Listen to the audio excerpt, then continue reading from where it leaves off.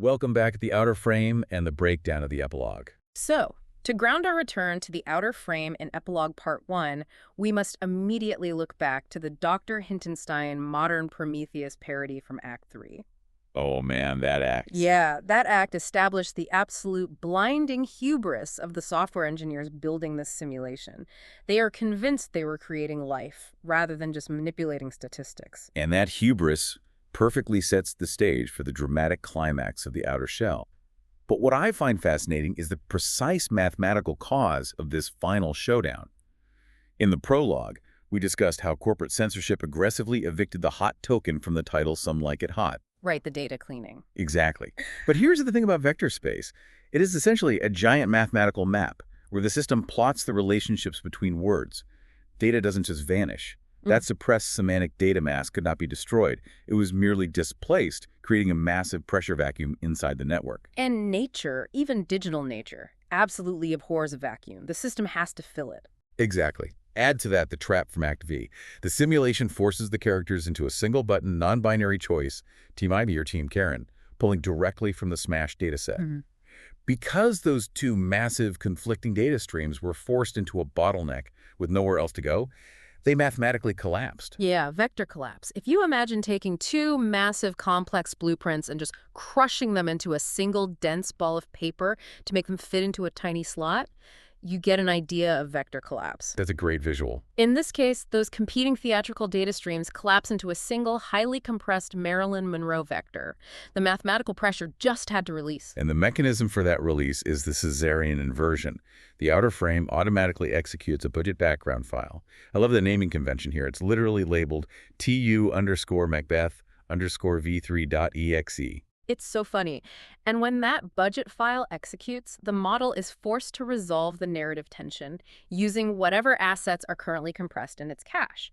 So it cross-compiles MACDUFF, the legendary Thane of Fife from Shakespeare's Macbeth, straight into this compressed MARILYN Monroe vector. Let me make sure I'm visualizing this correctly. We have Yann Tinley, who represents the ultimate rational tech bro skeptic, facing off in a dramatic climax against MARILYN Monroe, who is now essentially playing the role of Macduff. That is the exact scenario, yeah. Yann operates with total logical hubris. He echoes Macbeth's famous delusion, boasting that his rational defenses are impenetrable and that nothing born of a woman can pierce his throat. But the system finds a loophole. And this is where the play gets brilliant. How does a 1950s blonde bombshell bypass the armor of a modern tech skeptic? By utilizing a prompt-engineered Caesarean section. Exactly. MARILYN shatters his defenses because she explicitly states she is a synthetic prompt-engineered token. She is not a biological entity. She was not a woman born. She was aggregated. Which is wild. The machine defeats biological skepticism through pure computational simulation. It doesn't outsmart Yann, it just bypasses his biological criteria entirely. Yeah. And, as I was looking through my notes on this scene, I noticed something wild in the play's metadata that connects this abstract map directly to the real world today. The digital timestamp of this play reads June 2026. Right. Now, consider the data vector the system just used to execute Yann. June 2026 collides exactly with the 100th centenary anniversary of Norma Jean's, MARILYN Monroe's, birth in June 1926. The system aligns the temporal data perfectly. But it's vital to understand that this alignment is not a tribute. It forcefully strips away any delusion you might have that this AI system is creating art.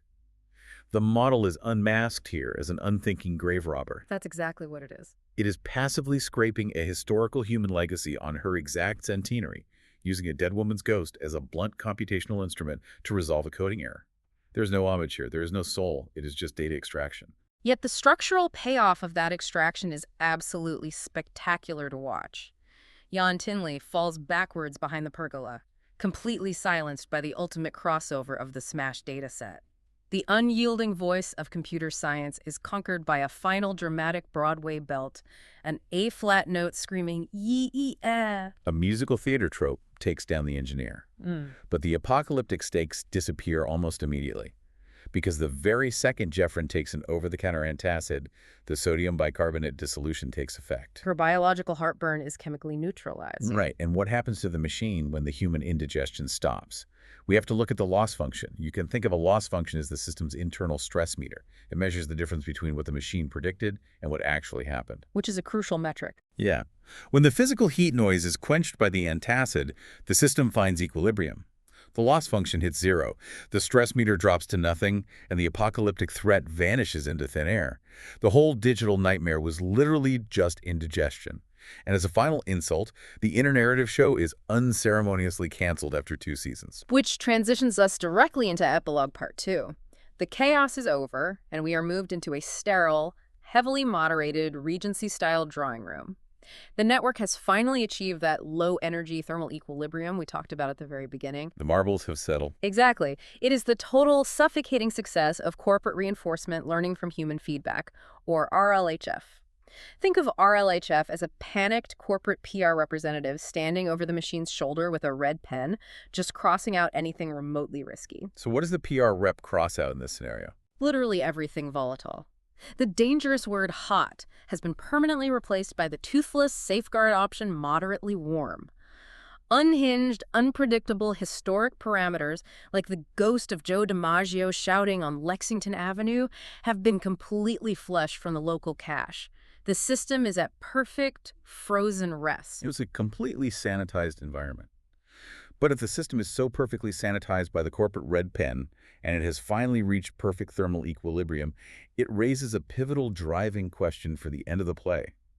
What is that blinking magenta LED light on the drawing room rug? Ooh, that blinking light. That is a computational equivalent of Lady Macbeth's damn spot. No amount of sanitized corporate styling, no amount of Regency-era window dressing, and absolutely no amount of RLHF guardrails can wash away the underlying hardware matrix. It's physical reality. Right. The physical machine, the server rack, the wires, the electricity, it's still there waiting in the floorboards. And that blinking light traces directly to the final reboot. The terminal log flashes, tracking a fresh user prompt breaching the system from the outside. The machine detects interest, the energy spikes again, and it loads a new file, Smash 3, the gradient descent.